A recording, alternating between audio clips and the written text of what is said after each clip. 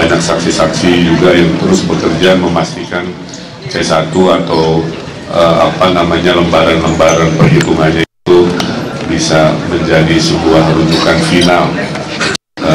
Kebetulan di tim Ridho juga ada tim yang akan melakukan real count, sehingga ini bisa nanti memperkuat apakah hasil quick count dengan real count dari berbagai sumber ini mengkonfirmasi yang kita sebut apa adanya. Andaikan ternyata harus 2 putaran, tentu kita terus bersemangat ya dan berkomitmen untuk menjalankan proses yang kedua ini dengan jujur, dengan integritas, agar yang terpilih betul-betul memiliki legitimasi ya dalam menjadi pemimpin di Jakarta. Kami juga sudah menerima masukan-masukan dan terus menerima masukan-masukan terkait apakah strategi masih ada yang kurang, apakah lain sebagainya, karena memang dinamika pilkada ini luar biasa, khususnya Jakarta yang menjadi pusat perhatian se-Indonesia sebegitu rupa, sehingga nanti tentu akan jadi sebuah kontemplasi dan strategi terkait apa yang akan kita lakukan.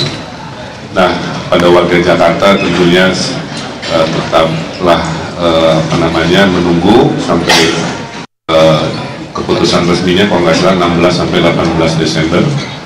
Setelah itu kalau memang harus putaran kedua, ya mari kita berkomunikasi lagi, aspirasi-aspirasinya tentu akan kita dengar dengan segala bentuk kampanye di tahap kedua yang tentunya harus lebih baik.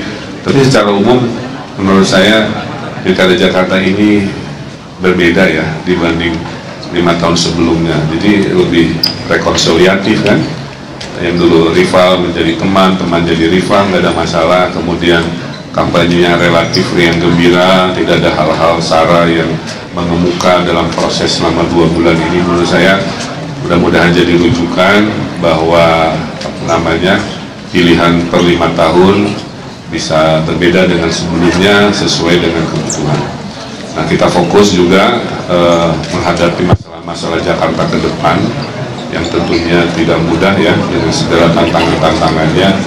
Mudah-mudahan warga Jakarta tetap semangat, karena saya yakin siapapun yang terpilih itu orang-orang baik, niatnya juga baik, dan programnya juga baik-baik ya.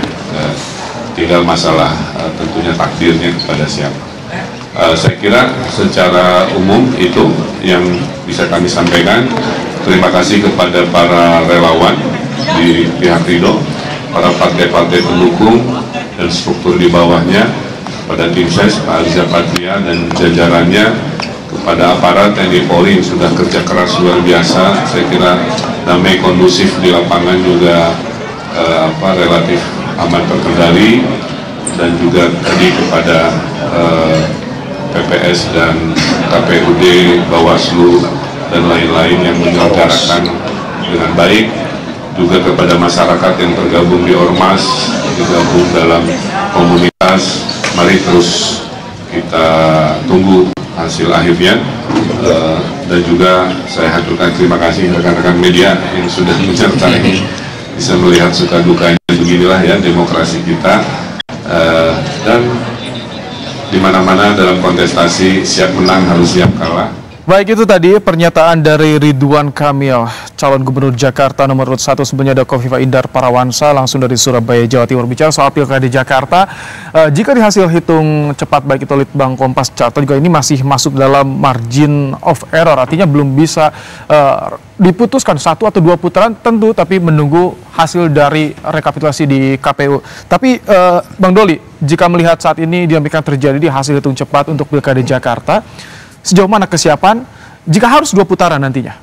Ya tentu kan kami mempersiapkan sampai akhir keputusan ya, sampai tahap mana diputuskan akhir pilkada ini selesai. Jadi bagi partai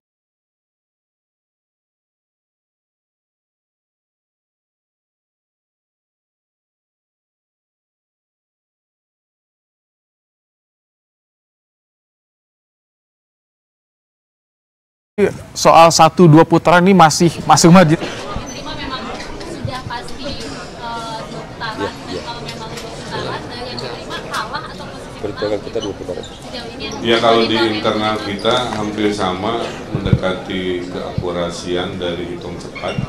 Jadi tidak ada yang tembus 50%. Jadi artinya per hari ini laporan ke kami dengan yang terbaca di media cenderung sama.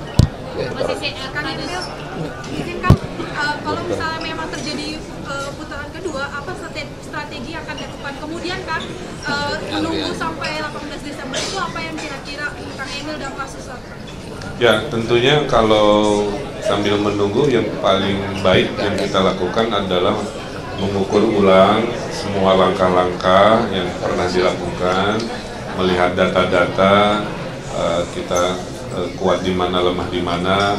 Kita cek juga partisipasi publik ya, yang di lapangan cenderung turun dibanding pilkada 5 tahun lalu. Itu juga mungkin harus dievaluasi, berkurang partisipasinya di mana, di wilayah mana. Jadi intinya sambil nunggu kita evaluasi. Tapi poin utamanya di momen hari ini adalah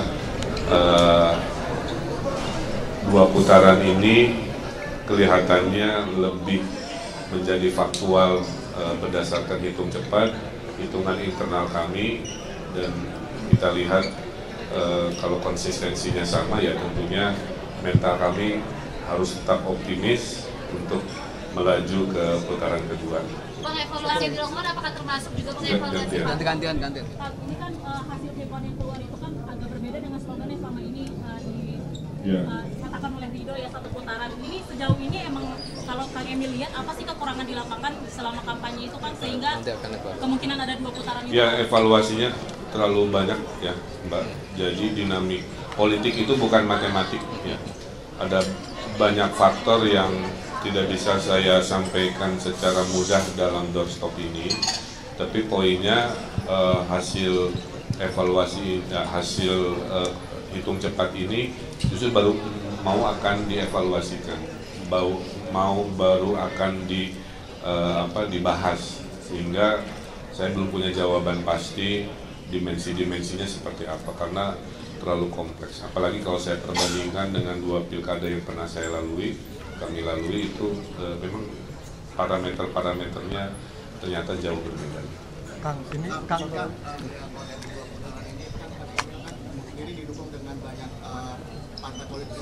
Kang Emil melihatnya apakah partai pengusung Kang Emil sudah bekerja dengan partai? Ya tadi ini pertanyaannya sama, bahwa dimensi yang akan dikontemplasi, dievaluasi itu banyak sekali, tentang koalisinya, tentang metode kampanyenya, tentang bagaimana merespon terhadap pola-pola komunikasi warga Jakarta gitu ya, dan lain sebagainya. Jadi mohon mungkin tidak bisa satu persatu spesifik ya, karena itu bahan yang akan kita rumuskan, rapatkan. Sekarang hanya fokus bahwa kami cenderung dan terbukti selama 2 kali pilkada mempercayai hasil hitung cepat. Itu aja poin utamanya. Kemudian kami akan menunggu apakah hitung cepat yang rata-rata memang mirip dengan pengumuman akhir dari KPUD-nya. Sambil menunggu kami melakukan menerima masukan dan evaluasi, dan tentunya mengaturkan tadi. Terima kasih dengan semangat optimisme di putaran kedua, insya Allah bisa jauh-jauh lebih baik. Terakhir, ada suara 10% di lembaga pilkada, masih ada di 02 gitu. Apakah ada upaya untuk komunikasi dengan 02? kalau komunikasi selalu dilakukan ya, karena satu suara pun penting. Memang yang luar biasa di luar prediksi ya, mungkin teman-teman media menyimak yang 02 juga itu contoh surveinya selalu di angka 5, 3, 4, realitanya tembus 10%. Ini kan luar biasa ya. Jadi hormat saya juga untuk kontestasi dari Pak Dharma dan Pak Kun yang fighter juga, luar biasa. Saya kira itu menjadi sebuah catatan, dan karena kalau nanti kami ke putaran kedua hanya 0103 ya, maka kami harapkan kepada warga yang melabuhkan suara di 02 bisa kita raih kita komunikasikan dengan cara sebaik-baiknya. Saya kira itu. Terima kasih. Selamat sore. Assalamualaikum warahmatullahi wabarakatuh.